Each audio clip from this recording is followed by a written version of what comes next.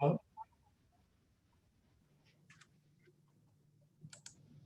Okay. Alan Sorensen's here. Is Julie Richmond here?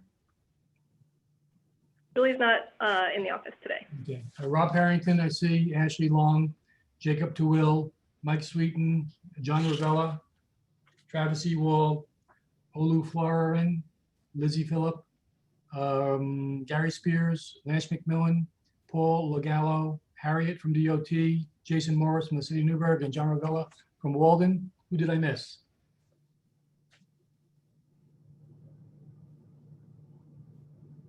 Lauren Burns, Orange County. Lauren. Sorry, Lauren. Denise Quinn, where we are. Area just admitted Gedalia Zegedin, Moisha Gruber, and Todd Venning. Gedalia. And Where's she? and also you also have Nicole Farmer and Sandra Jobson from New York State DOT. Cole Farmer, Sandra. All right. Does that give us a quorum, Ashley?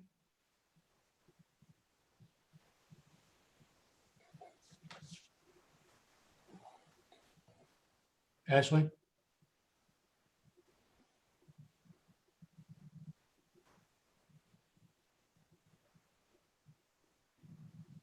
I think we lost her.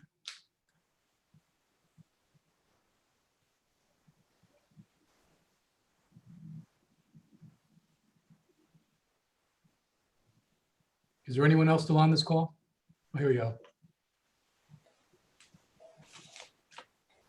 Yeah, those of us Yeah, I'm outside still the on. Okay. I'm still here. thunderstorm. Okay, good, good. This is Jacob. I'm still here. Thank you, Jacob. Yep. Okay, Did you get Denise Quinn? Denise Quinn? Yeah. Yep. Todd Venning. Okay, come on, you can come on in. Harry, we're still here. I'm inviting Ashley into my office because she lost it, the meeting Right. on the other side, but I have it here on my computer. All right. As soon as she's settled in, we'll begin the meeting. I see Mr. Fagione's here also, huh?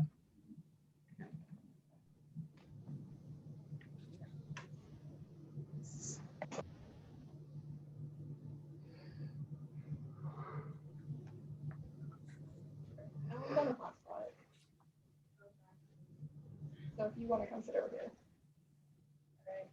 I'll see it soon. Ashley, we're going to start, okay? Go ahead, Alan. We're back. All right.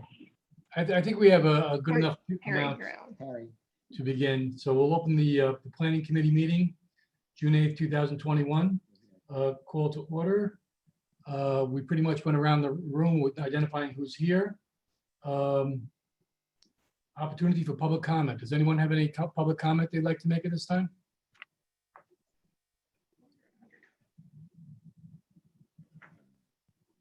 Okay, seeing none or hearing none, we'll move on. The meeting transcript from May 11th, 2021. Can I have a motion to accept that? Make the motion, Harry. Thank you, Michael. Second, Second. discussion? All in favor? Aye. Opposed? Transcript is accepted. Okay. Ashley. Draft, oh, where are we here? Transportation Improvement Program. Are you ready, Ashley? Yes, we're just gonna do this in a different fashion. I'm sorry there's nothing on the screen right now. We've lost some power. So I'm just gonna review. So the next item is for the TIP amendment 20-09. And so for anyone who wasn't on the last meeting, or just a refresh on what the TIP amendment is, this TIP amendment is proposing the design and construction of a multi-use trail for bicycle and pedestrian transportation and transit connections. So it's being called the Scunnamunk Rail Trail. And so this would be adding a new project to the TIP with 5307 funding. It's an $18 million project with 14.4 million of that coming from the FTA 5307 funding. And design and right-of-way would be in 2021 with construction in 2022 potentially. So we reviewed this at the last planning committee meeting, But in the interim, it went out for 14 days of public comment, and we did actually receive 2 comments. So the first one was from Bert Thielander of Cutterbackville, and he states that he's a homeowner and an avid trail user and a bicyclist, as well as a member of the Vision Hudson Valley Pathways Committee. And he completely supports the TIP amendment and believes the trail will promote recreation, healthy physical activity, alternate methods to access New Jersey Transit train stations, and reduce our reliance on fossil fuels. And so then the second comment we received was from the Village of Curious Jewel, and they had some concerns and questions regarding the use of the 5307 funding for the trail, as the Curious Jewel transit system serves a large amount of riders, and they wanted to ensure that the 5307 funding isn't being abused or diverted to anything other than the main purpose of the program to provide mass transit services to county residents. So we just wanted to let everyone know there were some public comments. Well, let's answer that. The first gentleman, the county executive, county government is committed to developing a trail system throughout the county. I promised legislator Fagione we would look at the D&H Canal as well as the other trails we're working on presently, and we will do that. This is an opportunity to really expand walking throughout the county. And as a matter of fact, the county legislature voted to provide the local share at their meeting on Thursday evening. So it's a good project. It's embraced by the county legislature. I think it was passed unanimously as well. And also we investigated the second comment about whether or not other funding would be in jeopardy for mass transit. And I believe, Mr. Sorensen, you can answer that question for us, if you will. Alan? All this technology stuff and lightning, it just goes to the point that we better start meeting in person once again. Okay, let's see if Alan comes back. Harry, I'm here. I'm sorry. Can you just repeat the question on? Yes. I just briefly talked about what transpired with the county legislature in endorsing the local share for the Scunnamunk Mountain Trail. And I also spoke to the second comment, which was that the funding for the trail will not jeopardize other mass transit funds. And I wanted you to explain in more detail, if you could. Yeah, yes.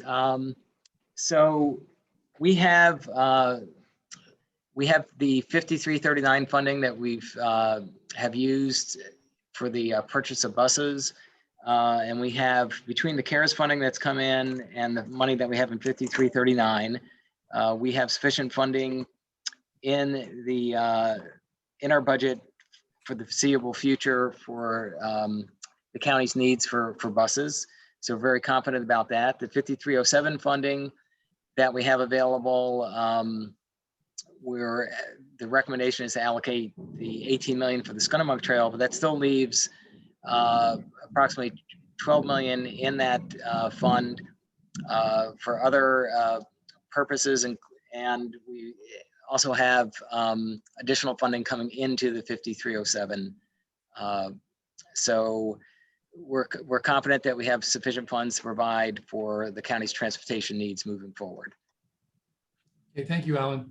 Is there any comment or questions from anybody on the council?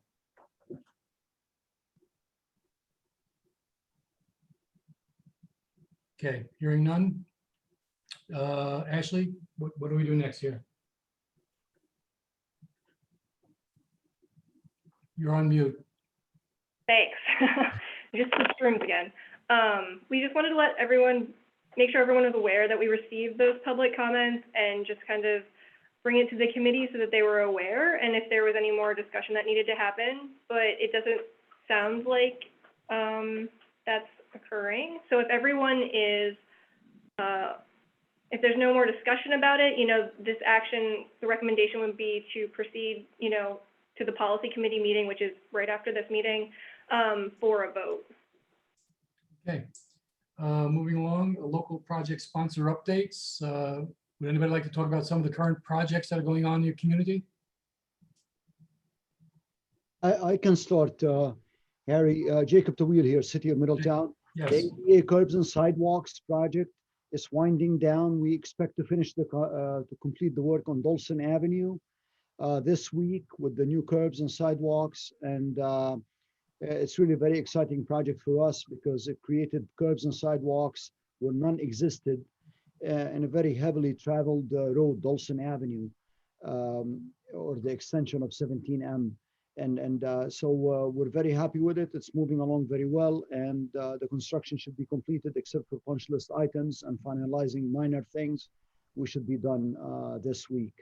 The traffic operations, we're just, once we hopefully vote on readjusting the funding in there, we should be able, once we get the letter from the Federal Highway Administration and DOT that we are free to proceed for public bidding, the project, then we'll go out for bidding immediately. We're ready to go.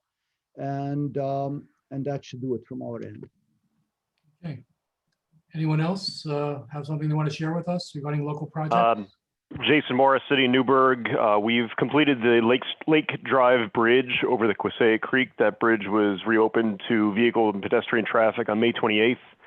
And we're working on an uncompleted work agreement with the contractor to install new 12-inch water main over the bridge that has a significant delay back order on the materials due to steel issues right now. But that bridge is substantially complete and reopened. Okay, good. It's great news. Anyone else? Harry, it's Mike Sweeten. So we had that earmark project, bike hike trail. We had to rebid it because the bids were out of control. We only got one bid on the return. The second time we broke down some options to try to make this work, and it was a high bid too. We're analyzing it now. We had a conference with LPU to try to figure out a path forward. So it remains to be seen whether it advances or not. But we're working to get that information to LPU and see what guidance they might give us. Great, good luck. Thanks. Anyone else? Local project? Okay, then let's. Travis, Harry, I have Travis Seawald from Yes. DPW. Yes, Travis, go ahead. The connection for the Heritage Trail segment 2 under I-84 through the state's construction project for the replacement of one of the I-84 bridges was recently opened, and this allows the trail users that are coming from Goshen to continue past Ryerson and continue on into to Palmer Avenue in the city of Middletown.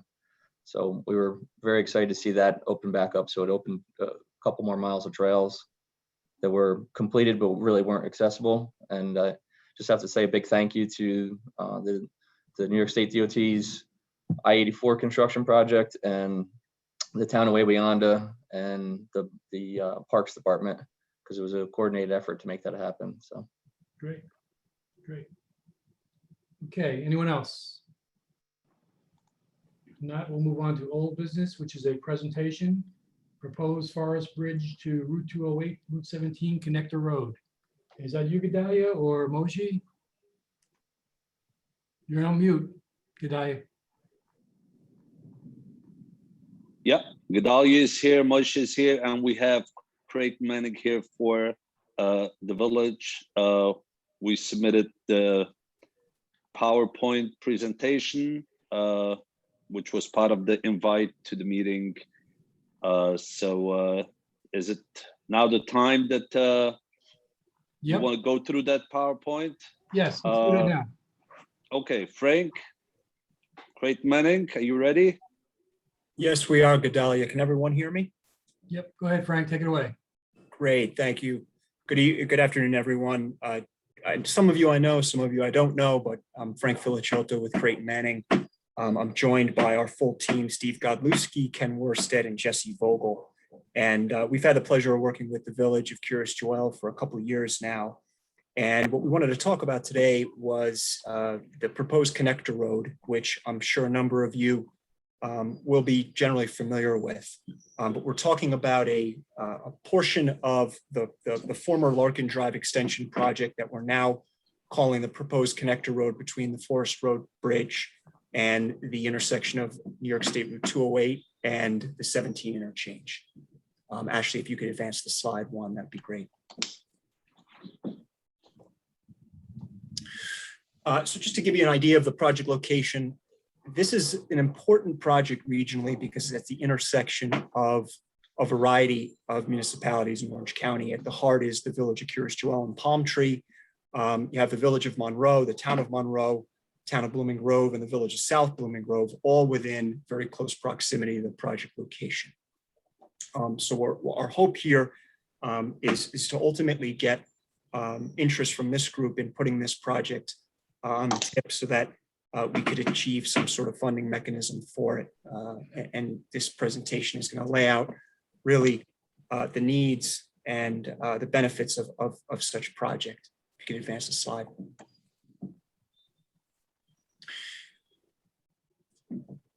And would you be able to zoom in a little bit if that's possible? Just a little bit. So this project will essentially be about 1/3 of the former Larkin Drive extension project. Essentially, what it will do is will provide a connector road from the New York State Route 208 interchange with Route 17 to the Forest Road Bridge. The colors that are on this slide here indicate the roads that would be removed, modified, or constructed in new. And we've provided a few geographical earmarks here just to orient everyone on this call. If you're not familiar with this area, there's a triangular area that we noted that's solely within the village of Monroe. And if you're familiar with that area, it's the intersection of North Main Street, Route 208, and Scunnamunk Road, which is a heavily congested intersection in the village of Monroe. And it acts as a very important gateway to the village of Cures Jewel. And we'll explain why this project is relevant to that in subsequent slides. But essentially what this project will do is form a connector road from the existing exit 130 interchange to Forest Road, providing a more direct access into the village. In doing so, there'll be some modification to the ramps, but in general, there would still be an on and off ramp there at exit 130. And in the red dashed line at the bottom right-hand corner of this slide, that shows the original alignment of the full Larkin Drive extension project heading to the southeast, where it would stop at County Route 105. It goes approximately another 2/3 of the way. You can advance the slide.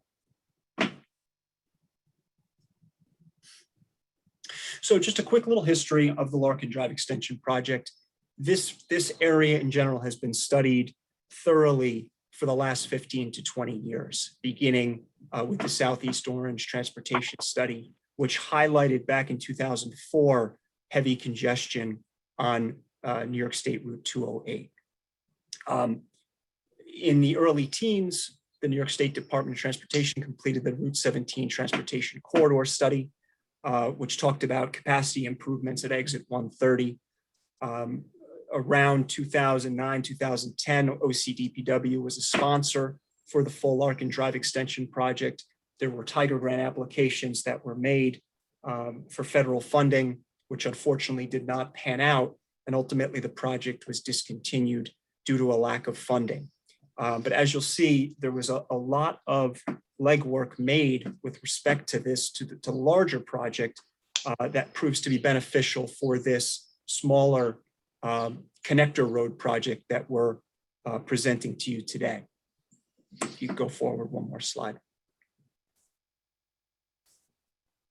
So the three major differences between the larger project of several years ago and what we're presenting today are, first start off with scope reductions. This is just in general a smaller project with a lot less impediments along the way. The previous project you could see extended in the area where those three X's are. That would no longer be proposed. We're just talking about the area denoted in blue at the top left-hand corner of the page. So in general, there would be no bridge work. There would be fewer traffic signals, fewer overall roadway work, less right-of-way needs, and far less wetland mitigation needed to realize this project. Next slide. With respect to right-of-way, the prior project involved 12 different parcels of land over its entire length. It required two relocations of structures and a total of 21.6 acres that would have been impacted as a result of that alignment. The current project, by virtue of Curious Jewel's acquisition of a key parcel earlier this year, limits the right-of-way down to just one parcel that will be needed for potential acquisition. The area outlined in yellow shows the parcel that the village acquired earlier this year. In generally the center of the slide, right at the intersection that would be created at Scunnamunk Road, there is the potential for some minor acquisition there to accommodate intersection radii, sidewalks, things like that, but there would not need to be any structural relocations or anything like that. So 99% of the right-of-way here is addressed as a result of that key acquisition earlier this year, making it more of a shovel-ready type project once the engineering is done. Please advance. And then on that note, by virtue of the draft design report that was initiated as part of the full Larkin Drive extension project, we're at just a head start right now with all the engineering work that had been done. So WSP prepared that report back in 2015. A lot of that information is still relevant and can be used to inform this project. And obviously the ongoing Pell study is something that would be coordinated with to make sure consistency between the interchange design at exit 130. Please advance. So talked about the three different major differences with the project. There's three real project needs here. And the first one has to do with congestion. And these three photos are of the intersection at New York State Route 208, North Main Street and Scunnamunk Road, known as the Triangle area in the village of Monroe. This is a oft-burdened intersection throughout the day, heavy delays, lots of queuing, lots of frustration within the village of Monroe getting through this intersection. The traffic signal is very inefficient, large queues, and that is, as I mentioned, one of the key locations to access the village of Curious Jewel. So that is first and foremost one of the needs that will be addressed by this project. Next slide. Secondly is truck access. You could see at the slide here that red line is the route that connects the triangular area with the village boundary right at the Route 17, the bridge over Route 17. There is an existing truck restriction on that road right now that limits trucks to 11 tons. So if a tractor trailer needs to get into the village from Route 17, it has to take legally the green path, which is a 3.5 mile circuitous route. There's a lot of elevation changes. It's essentially County Route 44 within the town of Blooming Grove. And that's the approach to get into the village Joel in a legal fashion. So you could see it is burdensome from a truck access standpoint. And as I'll explain in a little while, the connector road will mitigate that. With obviously a circuitous truck route, you get additional emissions, additional truck noise, and it doesn't really work for anyone involved here. Next slide, please. Project benefit. So we talked about the congestion here. Project benefit is reduced congestion. The connector road will allow for a diversion of traffic at the top green circle there, so that it never needs to reach the second green circle at the triangular area. And Ken is annotating the connector road. So essentially, if you get off at exit 130 and you want to get into the village, you no longer need to come down to the triangular area within the village of Monroe and get through that intersection. You can essentially stay on this connector road and enter the village more directly.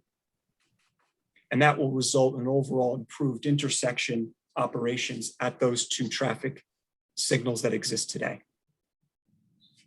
Next slide.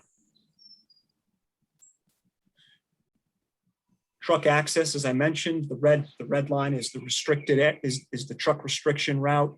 The blue line would denote the route from the interchange at exit 130 into the village, all the way to the village center if that connector road was built.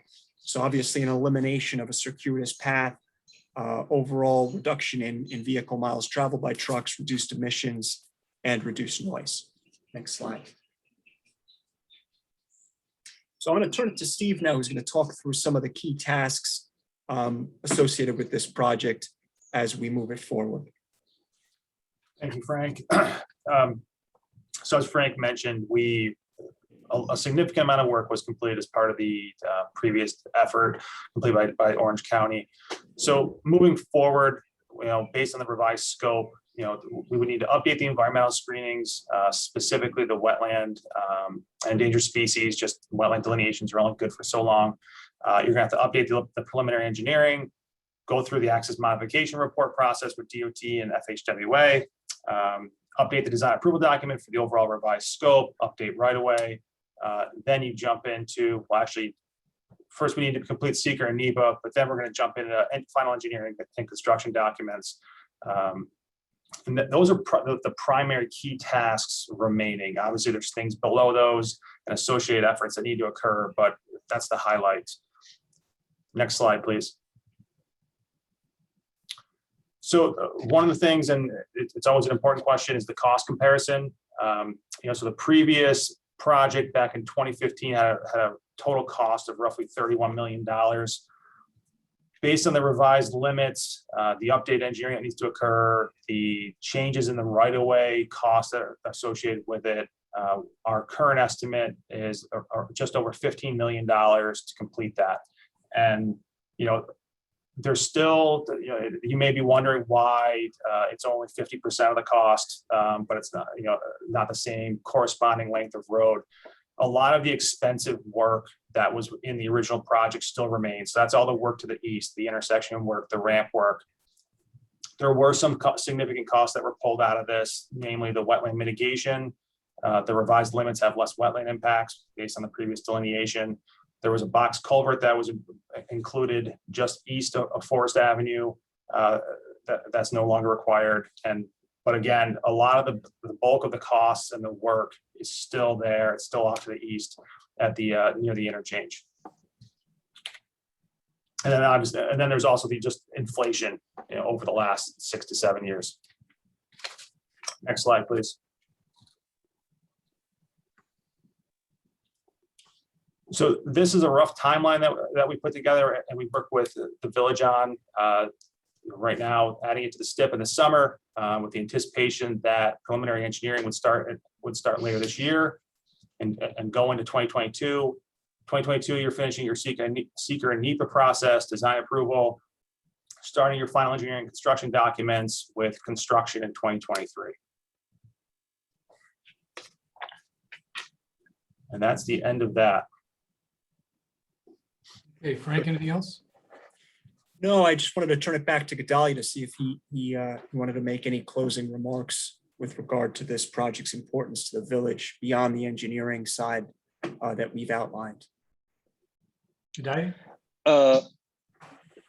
Since I made a lot of my points in the last conversation, I would rather not bore people with repeating it, but give people an opportunity to ask any questions. And of course, we're gonna answer those questions to the best of our abilities.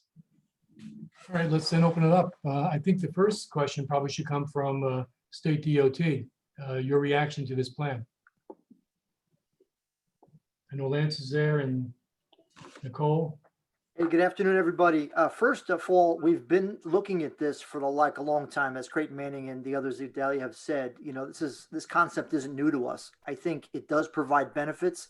Obviously, the implementation spectrum is the key aspect of how this moves forward. I would point out that we also have an interest in the Mountain Road 208 interchange in conjunction with the growth development and Curious Joel and how all of this ties together. So again, from a planning perspective, I think it's a great opportunity. And let's see if we can get some more momentum behind the concept and do some further vetting of potential pitfalls down the road.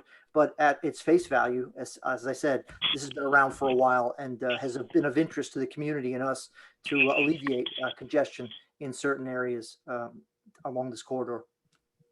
So should, looking at their timeline, the discussions you're talking about should take place relatively soon. Well, as anything, the sooner the better. I mean, we have to go through certain hurdles of process to get this moving in the right directions. It sounds like there's a lot of the homework that's been done previously, which is good. Let's keep the context of the dialogue in place and move it forward through a process to the point where it hopefully can become implementable, if not at least fully vetted to the point where if tweaks need to be made, they get made. Okay. Let me just point out in that along those same line, there was a second workshop on the 17 study conducted last week. We participated in that workshop, so did the county planning. I know Julia was there. And we presented this project before the workshop in email version to the people conducting the workshop. And we participated in the workshop ourselves by making the pitch that even though we're pushing for this phase of Larkin Drive extension, but the entire Larkin Drive extension is still very important and still something that the state and the county should be looking at. But since it was too big of a bite, we're breaking it up right now. But that does not diminish the significance of the phase which is currently left out of the Larkin project, Larkin Drive extension project. The reason why we're going away from the name of Larkin Drive extension is no disrespect to Senator Larkin, but this phase just doesn't become contiguous with the current Larkin Drive, and it may be confusing, but ultimately when all phases are done, this is going to be the Larkin Drive extension. It's a very important intersection. It was pointed out in the slides, especially with weight limits and tremendous amount of peak travel that occurs from the 17 and to the 17, impacting thousands of cars in that intersection.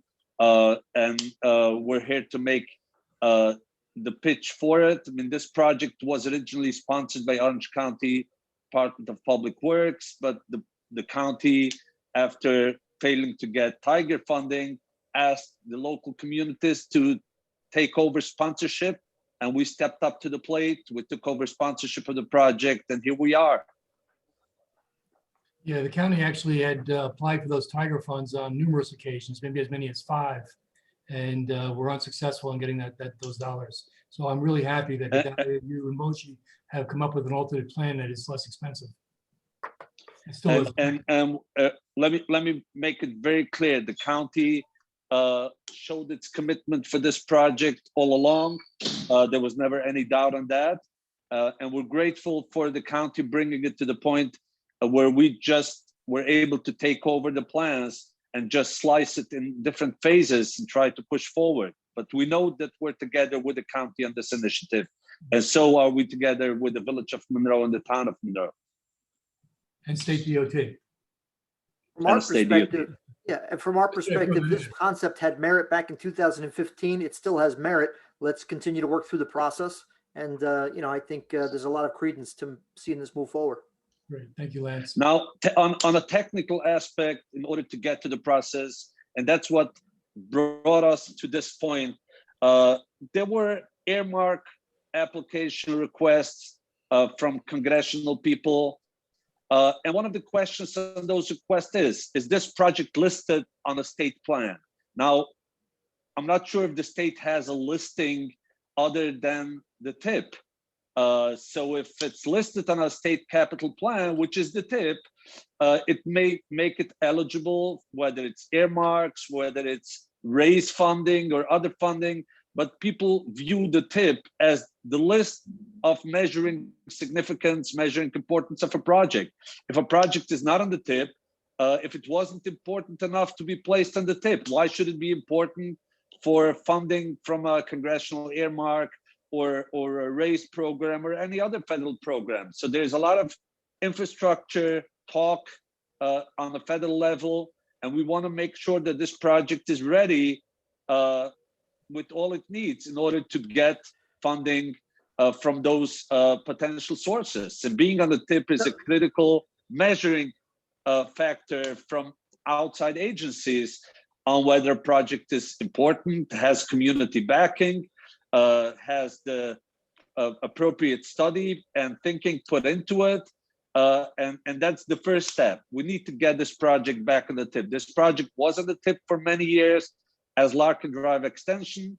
This project has already drawn on that tip a couple of $100,000 when the county was still in charge of the project. Let's get it back on the tip. I'll defer to. Before I turn it over to Sandra for a little more technical analysis there, you got to remember we've come out of a time period where we didn't just throw wish list projects on the tip and set false expectations about delivery. So as much as you want it on there, funding becomes a key component of it being on there. And I realize it's a one chicken or the egg type scenario, but we have to be careful that if it's going to go on there, it has the potential to be constructed and implemented. Sandra, can you? So how could that catch 22 be reconciled? So I'll reconcile it for you. There's no funding. Can I? Go ahead. Yeah, at the last meeting, I also tried to reconcile this. It's very important, and I've spoken with Ashley about this last week, and hopefully she's had the time to speak to you about this, but the Federal Highway Administration does not look favorably upon putting projects on the tip with engineering money only, because that has led to a lot of problems in the past with sponsors then, if they can't bring a project to final design to construction within like 10 years, they're held accountable for repaying those engineering funds. So with that said, there's two things that we should consider. The first thing that we should consider is that a lot of these congressional earmarks that they're talking about right now, really the statement is the project on the tip or is it eligible for the tip? This project is clearly eligible for a tip. So that's one thing I want you to keep in mind just moving forward. And then the other piece is that New York State DOT very often would put 100% state funded projects on the tip for informational purposes and to show, like, you know, here's the investment that we're making in the transportation system. Yes, it doesn't have any federal aid, but it shows up on the tip. If someone was able to secure engineering funds, non-federal, that would be another way to represent the project on the tip, but using non-federal aid for the engineering phases potentially. So those are just two things to think about.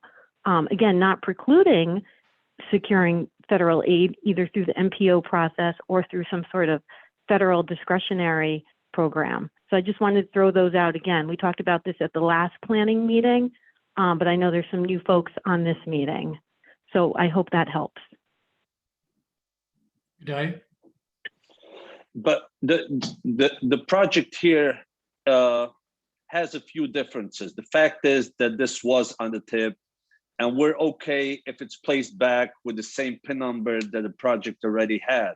It was on the tip, I believe, until last year when it was dropped off, or maybe 2 years ago, very short, not that long ago. And the fact that the congressional earmarks say on the tip or eligible for the tip, that doesn't mean that it has the same importance in the eye of the congressional committee that's going to make the selections. Yes, there may be a checkbox that you were able to check off, but it's definitely maybe viewed as a negative from the selection process. So I haven't seen any project that was submitted with that type of language that was actually funded. So it's very hard to speculate. The fact is that some projects needs engineering before it could go forward on the project. For example, the workshop that the state DOT held on the 17th is also a project that only had funding for the engineering. Doesn't have funding for, nobody has funding for adding a third lane to the 17, but there is funding for doing the workshop, for doing the study. That is correct, but can I just add, that is very correct, and that's a good example of using non-federal aid for the engineering portion, that we're using state funds to do the engineering. So that, I'm glad you brought that up, because that's a really good example. Okay, go ahead, I'm sorry. So for example, if the village would now be willing to invest, let's say, $100,000 to study this project, can we commit that $100,000 and become a part of the TIP? I would consider making such investment in order to get this project on the TIP and to make it eligible for future applications, whether it's raised or earmarked, because I do feel strongly that without being on the TIP, we're put at a major disadvantage. Sandra? And I'm going to hand that question over to Julie and Ashley. I don't see why they couldn't do something like that, because all the members would have to vote and support that, and that provides the village, you know, what they're looking for, which is regional support of this project. Well, I'll ask Julie or Julie, are you there? Oh, Julie's not here. Ashley. I'm here, yes. Yes. Could you answer that first? Let me say first, the county is supportive of this project, and perhaps we should do a letter to put in with your submission of county support. We've done it for other communities. But take it, Ashley. Nothing would come close to being on the TIP, and we're prepared to put up some money for the engineering part of it in order to get on the TIP and get the project actually going. I mean, the presentation that we did today, there is an expense there also. So the village is incurring expenses. When the county said someone should pick up sponsorship, we didn't take that lightly. We gave it full consideration, and we're ready to put some money where our mouth is in order to make this project move forward. And we believe that having it on the TIP would open a lot of opportunities that are not yet open for this project. And we're prepared to put some money in order to give ourselves and the surrounding communities that are going to be benefiting from this project that opportunity. Well, I'll let Ashley answer that for us. Ashley? Okay, so just to make sure I understand, you would be willing to put non-federal dollars towards the project if that means it's being added to the TIP? That is correct. Is that feasible? I have a very strong desire to get it on the TIP. I would prefer to have state or federal dollars to do it. If there is a consensus from DOT that we cannot use state or federal dollars at this point for the project, then we would put some local funds on the project in order to get it on the TIP. And we're gonna fight the next battle at a later date. Ashley? Okay, I think I understand. Yeah, using federal dollars, unfortunately, from what Sandra's saying, is that FHWA won't approve it unless you can cover the entire project cost with those, you know, you can identify where your entire project cost is coming from. So if you want to be on the TIP, it does sound like that's the best option, to use local or non-federal dollars. And is $100,000 enough for a placeholder? I would think so. Sandra, does that work on the DOT end? I think so. I mean, what we'll do is, it's a good question. So just to make sure that we're all on the same page, I'll take the question to our Albany office to get their confirmation. I know Harrietta is on the call. So she's hearing this firsthand, but we'll put in a formal ask to Albany to get clarification. And I do want to clarify too, it's just non-federal aid. So if the village was able to, it just has to be non-federal. So state or local funds for engineering only onto the tip should be feasible. And we'll get an answer on that. Ashley, maybe you and I together will submit this question to Albany, okay? Sure, that sounds good. And we also reserve the right to go directly to FAW, to Federal Highway, and ask clarification if this is a national policy that they wouldn't permit projects to be studied before it has already secured construction funding, which sounds unfair to me. How could you even tie Here, down a let me just number? clarify that. Yep. So we'll clarify that. They do, and I think I said it earlier, they don't look upon it very favorably, because what happens is it puts the sponsor at risk for having to pay back any of the federal aid. And that has become a real issue over the years. And I think Lance kind of alluded to that earlier too, that, you know, I don't really like using the term wish list project, because, you know, you hope it's more than a wish list, but they don't like just, you know, putting projects on the tip too hastily these days. They really prefer that the construction funds, if you're using federal aid for engineering, that you have secured the federal aid for construction. They won't even let us anymore put construction phases on multiple years. That was also something we had done in the past. So, you know, things do change over time, and it's really to ensure project delivery. So it's not to penalize anyone.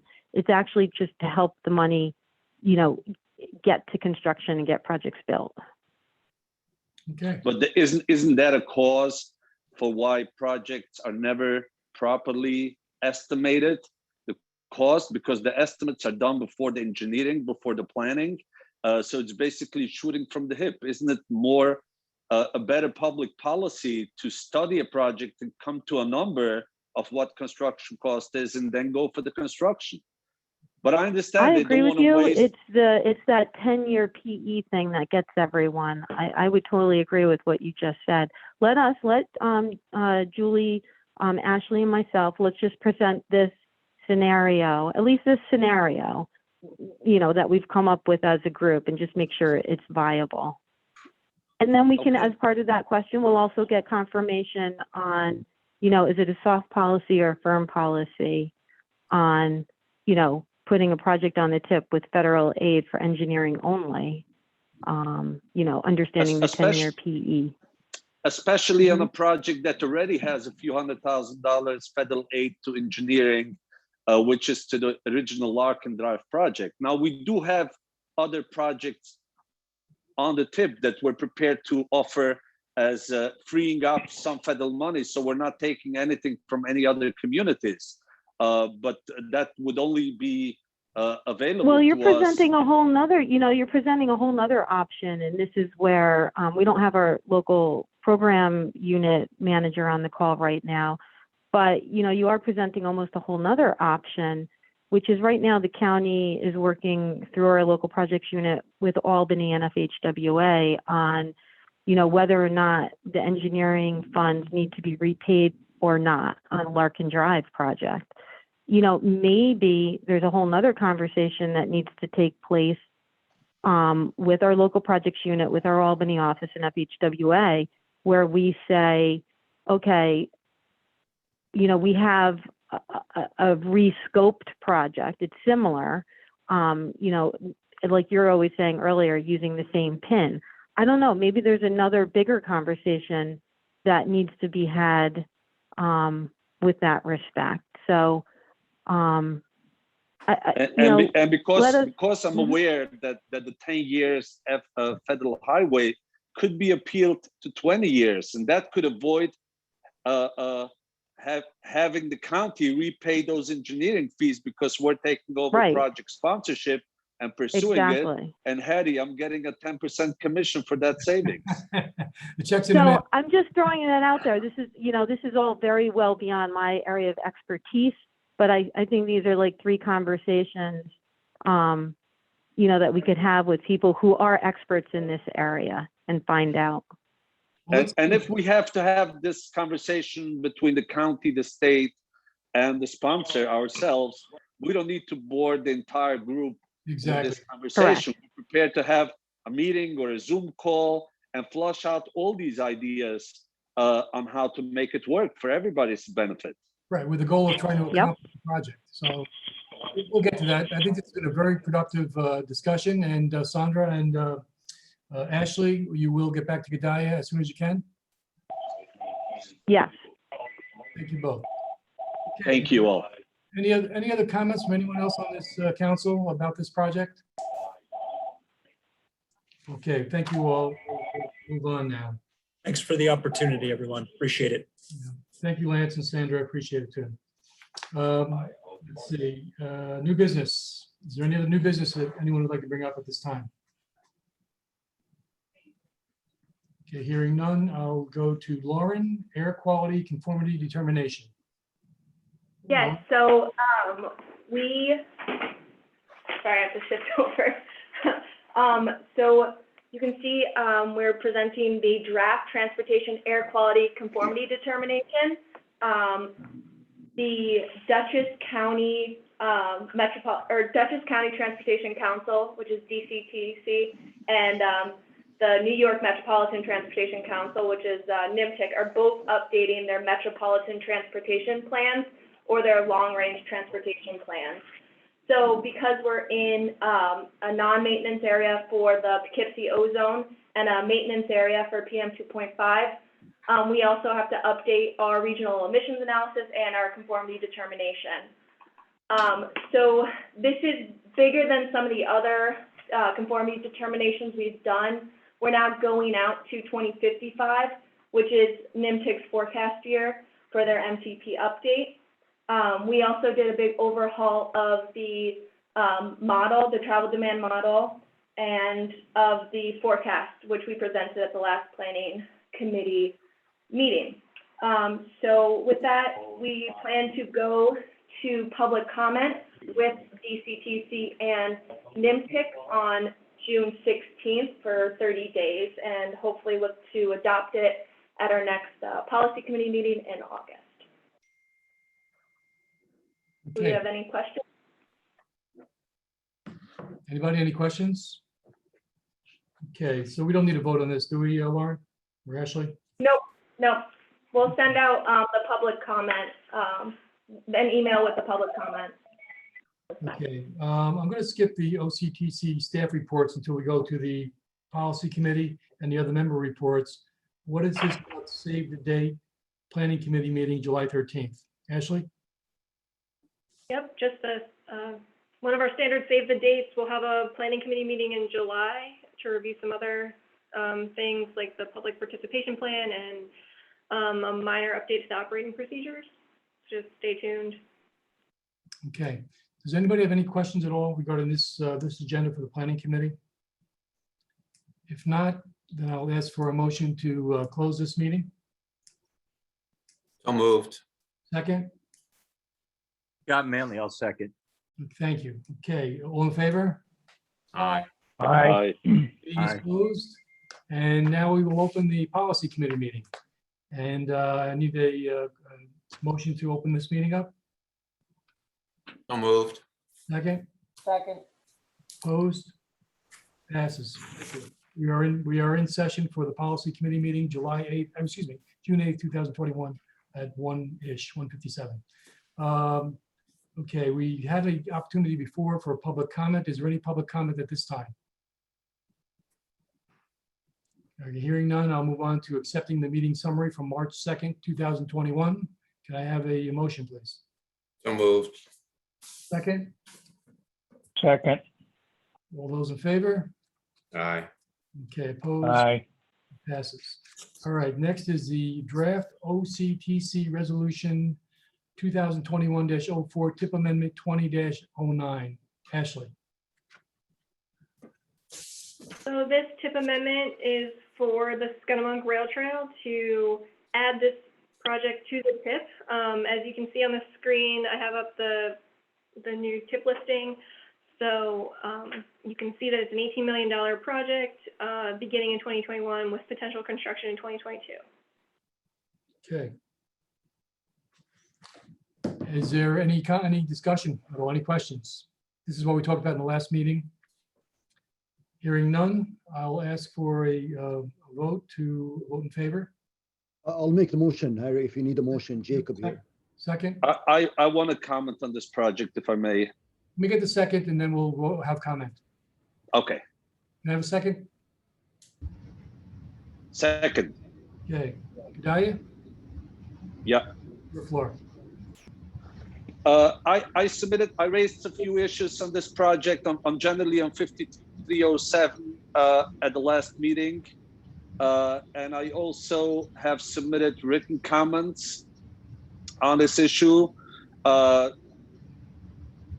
trying to secure and clarify that the withdrawal of $80 million from the 5307 will not in any way impact the transit providers in the county, not from general operations and not from the opportunity to buy new buses. I had a list of many questions and I need to credit Rob Parrington for responding to those questions in very much detail and assuring us and all other transit providers within the state, within the county, that there will be no negative impact and no shortfall, and we're not in any way reining in on the 5307 from what's committed to the transit providers.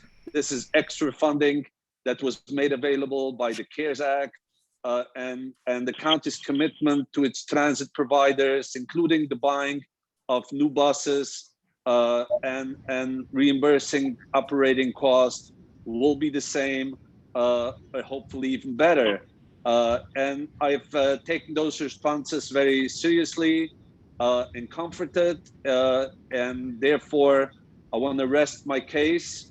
And on behalf of myself, on behalf of other transit providers, that this is not going to be any negative impact on transit systems within the county. So I appreciate that clarification.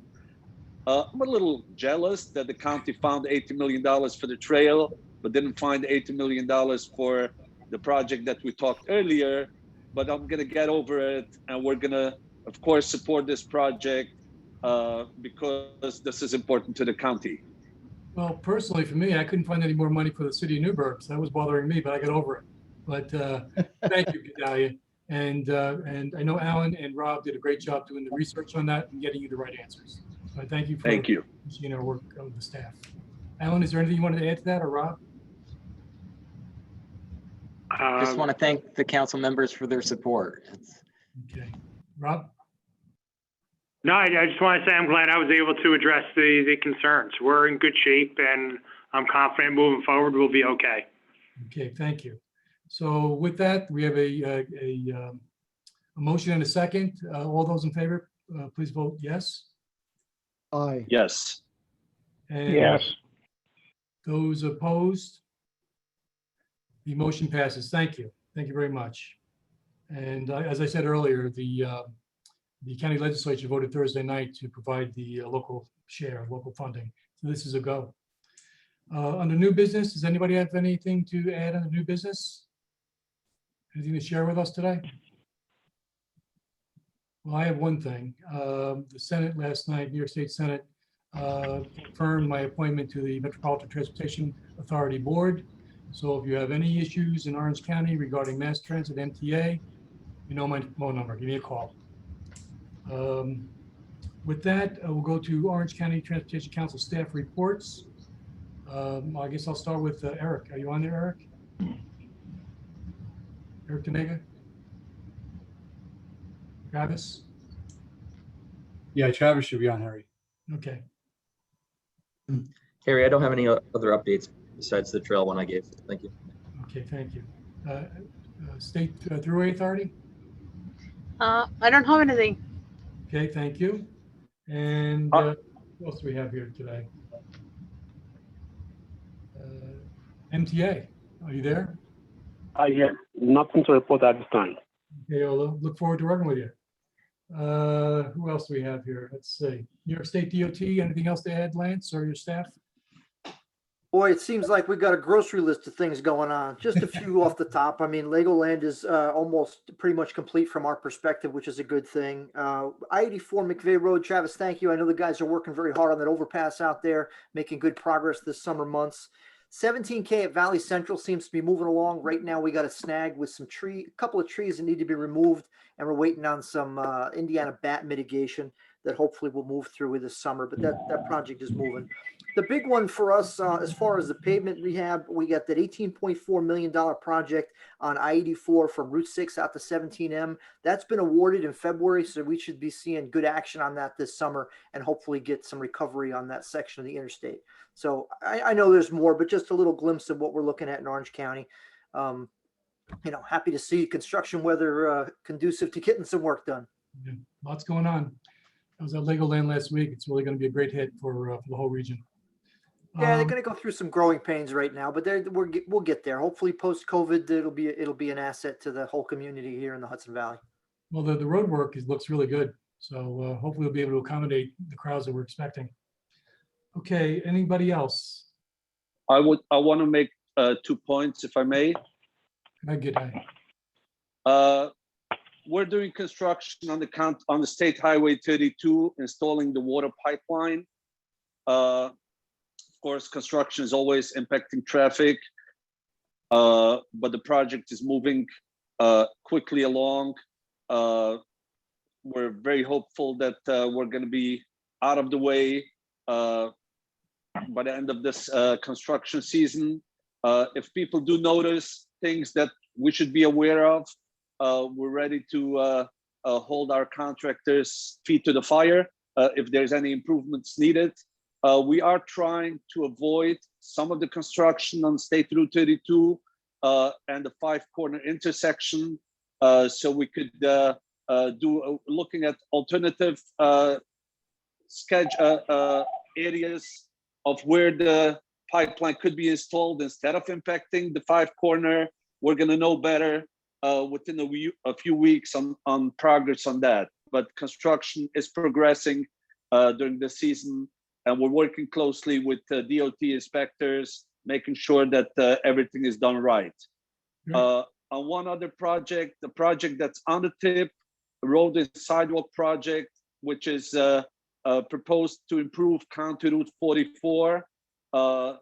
We have submitted all that to the county DPW team, and we're very much asking them on the phone now, and when we communicate directly, to have that in an expedited review.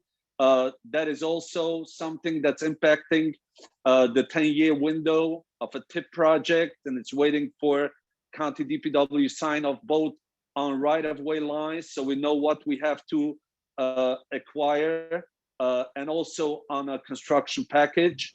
And as soon as we have the DPW sign off on the set of plans, we're going to be able to move that into construction. So the sooner it's done, the faster we could get into construction on that project. Okay, you have the 2 top guys at DPW on the phone call right now, so they heard your message. Hey, Harry, can I ask a question? This would be for DOT, and they may not have the answer right now, but I've wondered the status of the project to improve the Route 94 County 1A intersection. There's supposed to be preliminary design. I just wonder if that started and if we're on track. Eric or Travis? No, this would be for state DOT. State, I'm sorry. I'm not familiar off the top of my head where we are with that. If you want to shoot me a message or Sandra a message offline, we'll follow up and give you an update. Yeah, I appreciate that. Thank you. Okay, Ashley, the New York State DOT Pell Study Public Workshop. Oh, that actually passed. It was last week. Apologies. Okay. All right, thank you. Then is there anything else from anybody that we'd like to talk about today? If not, we'll ask to adjourn. Any other questions? Your last shot. Gedaliah, you got something else? No, I'm fine. Thank you, Harry. Jacob's been very quiet today too. I don't know what's going on. All right. Well then, I'm good, Harry. Actually, there's no need for us to vote on anything, right? no, not at this point. We're done. Just that one item. All right. Okay, all right. Well, then I'll ask. I wanna ask, while Jack asked the question about a vote.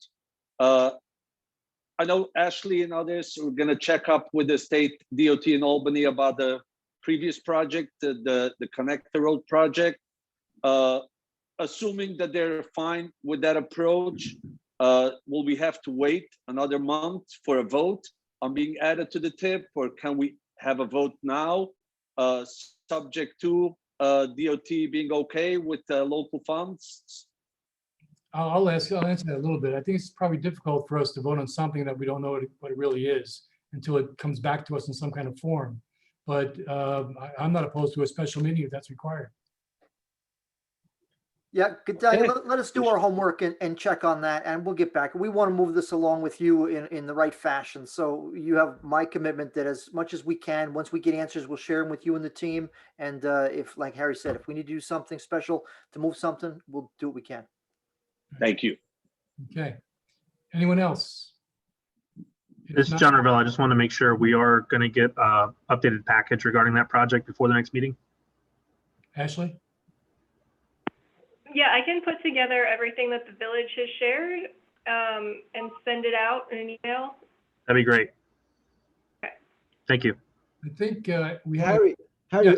Jacob here, one more thing. I just want to make sure of Ashley that we don't have to vote on anything regarding the traffic operations. No, Jacob, you're good. I'm going to be in touch with you Okay. tomorrow. Okay, good enough. Thank you. All right, before we adjourn, I just want to let you know we have a new city manager in Newburgh. His name is Todd Benning. I believe he's on the call today. Todd, are you with us?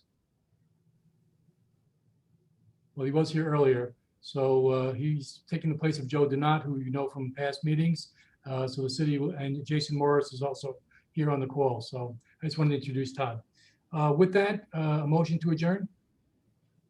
So moved. Second. Second. All in favor? Aye. We are adjourned. Thank you all very much. It was a productive meeting. Thank you. Hey, thank you all.